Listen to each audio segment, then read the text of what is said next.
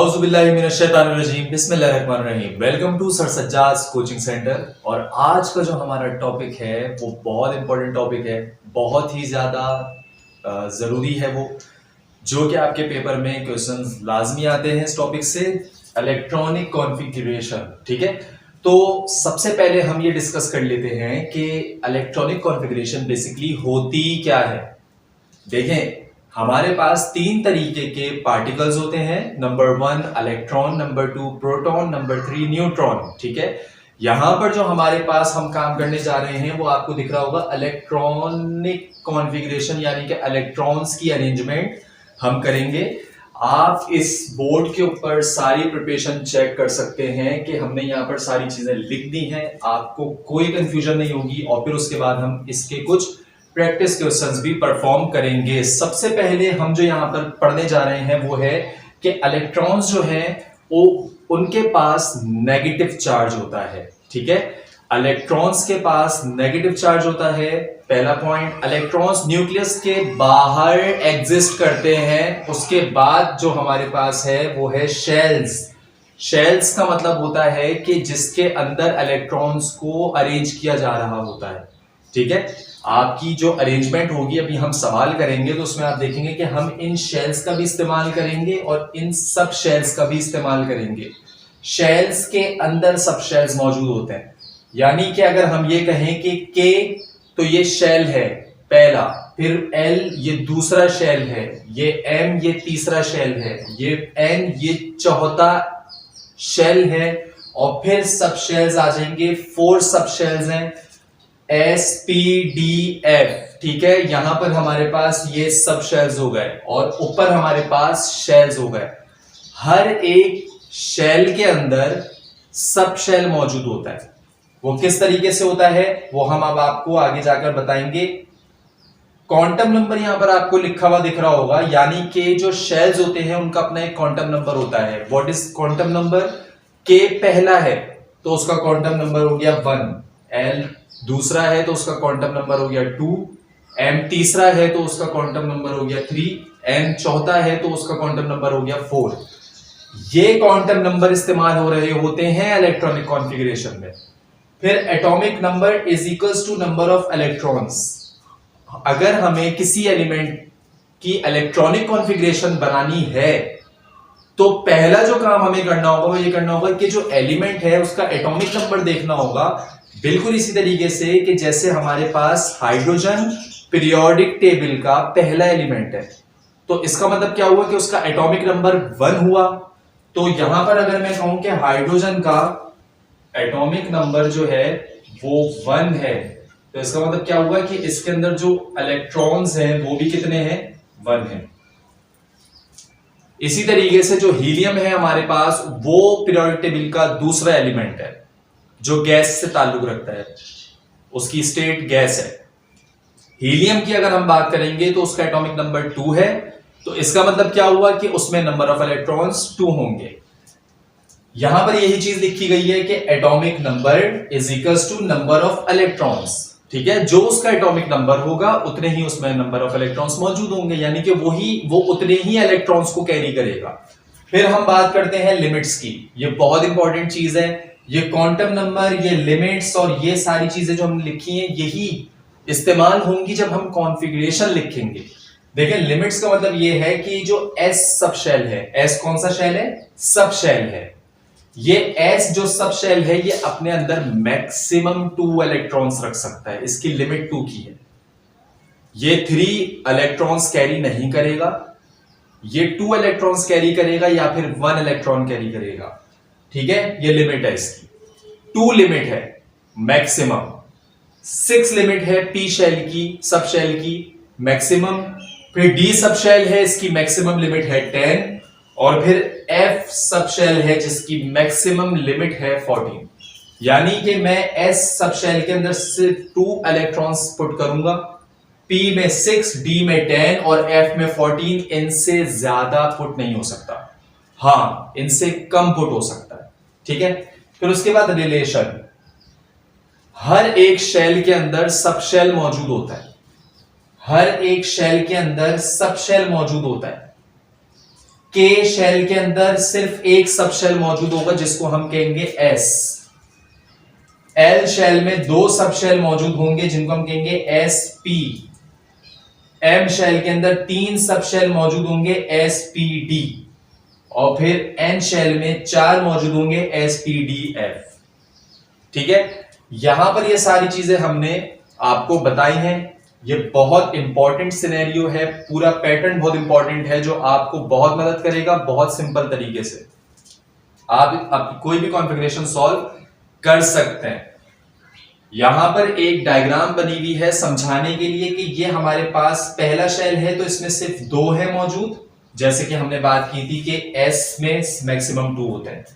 फिर P की बात की थी 6 की, तो यहां देखिए ये P है हमारे पास, तो इसमें हमारे पास 6 है। आप काउंट कर सकते हैं इसको और कीजिएगा काउंट। D के अंदर आपको 10 दिखेंगे और F के अंदर आपको 14 दिखेंगे। 7 इस तरफ है और 7 इस तरफ है। आपको डिफरेंस दिख रहा होगा कितने का? 4 का। ठीक है, सबसे पहले हमने क्या बात की? हमने कहा S में 2 है, ठीक है, P में 6 है। तो अगर मैं यहां पर डिफरेंस चेक करूं तो डिफरेंस कितना आ रहा है मेरे पास? डिफरेंस मेरे पास 4 का आ रहा है। ऐसा ही है, ठीक है, यानी कि S में हमारे पास कितने होते हैं? 2, P में कितने होते हैं? 6, D में कितने होते हैं? 10। तो यहां पर आप देखें 6 में 4 प्लस करेंगे तो 10 हो जाएंगे। तो आप ये देख सकते हैं और ये आसानी से आप इसको परफॉर्म कर सकते हैं कि 4 का डिफरेंस है। S P D F, S में 2, P में 6, D में 10, F में 14। 4 प्लस होकर हमारे पास ये लिमिट बढ़ गई है। ठीक है, तो यहां पर हमारे पास ये सारी चीजें मौजूद हैं। हम इस डायग्राम को अभी यहां से इरेज करेंगे और फिर हम आपको यहां पर कॉन्फ़िगरेशन लिखकर दिखाएंगे। तो बहुत इजी है। हमने यहां पर कुछ सवाल भी लिखे हुए हैं, इन सवालात को हम सॉल्व करेंगे और आपके सामने ये जितने भी रूल्स और पॉइंट्स मौजूद हैं इनके ऊपर ध्यान देते रहिएगा और देखते रहिएगा कि किस तरीके से हम कॉन्फ़िगरेशन लिख रहे हैं। तो देखें, सबसे पहले हमारे पास जो है वो है हाइड्रोजन। हाइड्रोजन का जो एटॉमिक नंबर होता है वो होता है 1। इसका मतलब क्या हुआ कि हाइड्रोजन के अंदर नंबर ऑफ इलेक्ट्रॉन भी 1 हुए। हमने आपसे बात की थी कि जो पहला शेल होता है वो होता है K और जो पहला सब शेल होता है वो होता है S। तो यहां पर अच्छा, और फिर हमारे पास जो क्वांटम नंबर है वो क्या, क्वांटम नंबर क्या होता है? 1। ठीक है, तो K शेल का क्वांटम नंबर क्या है? 1। अब यहां पर मैं क्या लिखूंगा? यहां पर मैं लिखूंगा 1। उसके बाद मैं क्या लिखूंगा? ये हो गया पहला शेल और पहला सब शेल बताइए। बिल्कुल, पहला सब शेल है S, तो पहला सब शेल S यहां पर आ जाएगा। ये हो गया 1S। ठीक है, ये हो गया पहला क्वांटम नंबर, पहले शेल का क्वांटम नंबर, और ये हो गया हमारे पास सब शेल। हाइड्रोजन के अंदर नंबर ऑफ इलेक्ट्रॉन्स हमारे पास 1 है क्योंकि उसका एटॉमिक नंबर भी 1 है। तो यहां पर मुझे जो कॉन्फ़िगरेशन लिखनी है वो यहां पे लिखनी है जहां मेरी फिंगर है। तो इधर आप गौर से देखें तो लिमिट है मैक्सिमम 2। मैंने आपको क्या कहा था? या तो 2 पुट होंगे या 1 पुट होगा, और हाइड्रोजन का 1 है तो यहां क्या लगा दूंगा मैं? 1s1।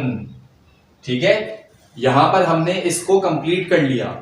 एक इलेक्ट्रॉन था, अरेंज हो गया। ये जो हिस्सा है यहां पर आपके इलेक्ट्रॉन्स की अरेंजमेंट होती है। ठीक है, इधर आपके इलेक्ट्रॉन्स अरेंज हो जाते हैं। उसके बाद यहां पर हीलियम है जो कि 2 है। बिल्कुल सही समझे आप, हीलियम 2 है तो इसका मतलब यह है कि हमारे पास जो S है, ठीक है, ये जो S है हमारे पास, ये मैक्सिमम 2 कैरी कर सकता है। कितने इलेक्ट्रॉन कैरी कर सकता है? 2 इलेक्ट्रॉन।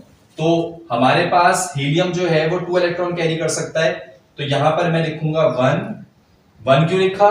क्योंकि ये पहले शेल से ताल्लुक रखती है ना, S और पहला शेल। हमें आगे बढ़ने की जरूरत ही नहीं है क्योंकि हमारी कॉन्फ़िगरेशन पहले ही शेल में और पहले ही सब शेल में खत्म हो रही है। तो यहां पर हमने लिखा 1, ये शेल का नंबर है। यहां लिखा S, ये सब शेल है, और यहां लिख दिया 2। ये 2 क्या है? ये 2 आपके पास इलेक्ट्रॉन्स हैं, तो ये हो गया 1s2। ठीक है, अब यहां पर Mg लिखा हुआ है। तो ये हमारे पास जो है मैग्नीशियम जो हमारे पास है, इसका जो एटॉमिक नंबर है वो 12 है। तो इसका मतलब ये है कि मैग्नीशियम अपने अंदर 12 इलेक्ट्रॉन्स कैरी करता है। तो हम 12 इलेक्ट्रॉन्स की कॉन्फ़िगरेशन बनाएंगे। यहां पर 1 की बनाई, यहां पर 2 की बनाई, यहां पे 12 की। ये 12 की कॉन्फ़िगरेशन इसलिए बनवाई जा रही है ताकि आपका कॉन्सेप्ट क्लियर हो। ठीक है, तो यहां पर हम लिखना शुरू करेंगे। सबसे पहला काम, पहला शेल कौन सा होता है? ये हो गया 1s। ठीक है, और अब 12 में से मैं मैक्सिमम पहले वाले को कितना दूंगा? 2 दूंगा। ठीक है, तो हमने क्या बात की थी? के एस, के का क्या नंबर है? 1, ये आ गया 1। के में कौन सा शेल होता है? एस, ये आ गया एस। और एस कितने कैरी करता है? 2, ये आ गया 2। ये लिखा हुआ है 2 लिमिट में। सही है। अब मुझे इसके 10 इलेक्ट्रॉन्स और मैनेज करना है। वो 10 इलेक्ट्रॉन्स कैसे मैनेज करूंगा मैं? कि यहां पर मैं कॉमा लगाऊंगा। ठीक है, आप चाहे कॉमा लगा ले, मैं आपको अलग अलग करके दिखा देता हूं ताकि आसानी हो। हम इसके नीचे कर लेते हैं। अब मैंने ये पहले वाले शेल के ऊपर काम कर लिया, अपने दूसरे पर आ गया हूं। तो इसका मतलब क्या है कि जब मैं दूसरे पर आऊंगा, एल पर आऊंगा, तो मैं इसका क्वांटम नंबर 2 यूज करूंगा। ठीक है, तो यहां पर मैंने क्या किया? यहां पर मैंने लिखा 2, और 2 के बाद हमारे पास जो 2 है, इसका मतलब क्या है? एल। और एल में पहला सबशेल कौन सा होता है? एस। तो यहां मैंने लिखा एस। ठीक है, और फिर मैंने यहां पर क्या लिखा? 2s2। एस कितने कैरी करता है? मैक्सिमम 2 कैरी करता है। ये एल कौन सा शेल है? नंबर 2 शेल है। और फिर एस के बाद कौन सा है? पी। पी कितने कैरी करता है? 6 कैरी करता है। तो यहां पर मैंने कॉमा लगाया और यहां पर लिखा S, और फिर यहां पर लिखा P, और फिर यहां पर लिखूंगा 6। ठीक है, अब अगर आप इसको गौर से देखें तो आपको 1s2, 2s2, 2p6, तो ये 2 और ये 2 कितने हुए? 4, और ये 6 कितने हुए? 10, और यहां कितने हैं? 12। तो हमें और कितने चाहिए? 2 चाहिए। तो अब हम क्या करेंगे कि पहले दूसरे, और अब हम मूव कर जाएंगे तीसरे वाले शेल पे, यानी कि 1, 2 एंड 3। ठीक है, तो 3 यहां पर मैं लिखूंगा 3, और लिखूंगा S, और लिखूंगा 2। तो यहां पर हमारे पास जो है वो ये कॉन्फ़िगरेशन कंप्लीट हो गई है कि हमने इसकी कॉन्फ़िगरेशन बनाई 1s2, 2s2, 2p6, 3s2, 2 + 2 4 + 6 10 + 2 12। तो हमारे पास ये 12 यहां पर सॉल्व हो चुका है। हमने इसको मैनेज कर लिया है, इसकी कॉन्फ़िगरेशन बना ली है। यहां पर आपको पता होना चाहिए कि हम क्वांटम नंबर यूज कर रहे होते हैं जो शेल्स के होते हैं। सब शेल की हम लिमिट यूज कर रहे होते हैं। सारी चीजें आपके सामने मौजूद हैं। आप अगर इन सवालों को ध्यान से देखेंगे, करने की कोशिश करेंगे, और बल्कि आपको करना है, आप करेंगे इनको। यहां पर जो हमने आपको सवाल दिए हैं, इनके अलावा आप किस तरीके से प्रैक्टिस कर सकते हैं हम बता देते हैं आपको। आप पीरियोडिक टेबल ओपन करेंगे। पीरियोडिक टेबल ओपन करने के बाद आपने करना यह है कि आप इसका, ठीक है, और इसका जो हम आपको एलिमेंट्स लिख रहे हैं यहां पर, ये देख लिया। उसके अलावा ये हो गया, ये हमने कुछ एलिमेंट्स लिखे हैं, इनकी कॉन्फ़िगरेशन आप खुद बनाइएगा। कोई भी सवाल हो, कोई भी क्वेरी हो, कोई भी कंफ्यूजन हो, आप कमेंट में मुझसे पूछ सकते हैं। मैं पूरी कोशिश करूंगा कि आप लोगों को जवाब दूं, आप लोगों की प्रॉब्लम को सॉल्व करूं। और यहां पर हमारे इस लेक्चर का इख्तिताम हो गया है। मुझे उम्मीद है कि आपको ये लेक्चर समझ आया होगा। नेक्स्ट वीडियो में इंशाल्लाह बहुत जल्द मिलेंगे। अपना ढेर सारा ख्याल रखिएगा। अल्लाह हाफिज।